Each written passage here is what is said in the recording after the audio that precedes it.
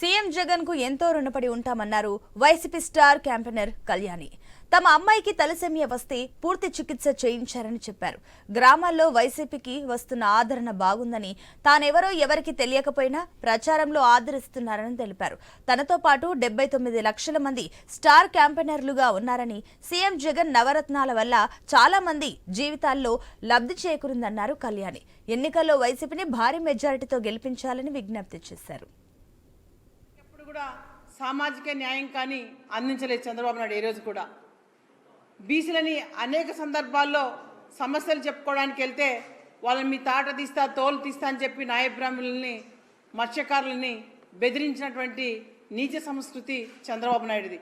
బీసీలని ఏనాడు కూడా రాజకీయంగా ఎదగనీయలేదు చంద్రబాబు నాయుడు. బీసీలంటే చిన్న చూపు, పేద వర్గాలంటే గిట్టదు చంద్రబాబు నాయుడికి.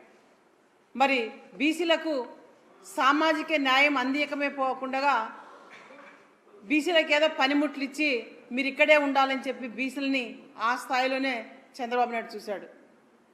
కాబట్టి ఈ ఎన్నికల్లో బీసీలందరూ కూడా జగనన్న ప్రభుత్వంలో ఎంతో లబ్ధి పొందారు, ఎంతో మేలు పొందారు, ఎంతో గౌరవం పొందారు బీసీలు. ఎందుకంటే మరి వైఎస్ఆర్సీపీకి లభిస్తున్నటువంటి ప్రజాస్పందన చూసి, ఆదరణను చూసి ఓర్చుకోలేకనే ఈరోజు తెలుగుదేశం పార్టీ రౌడీ మూకల్లాగా దాడులు చేస్తున్నారు రాష్ట్రంలో. ఇవన్నీ బీసీలు, దళితులు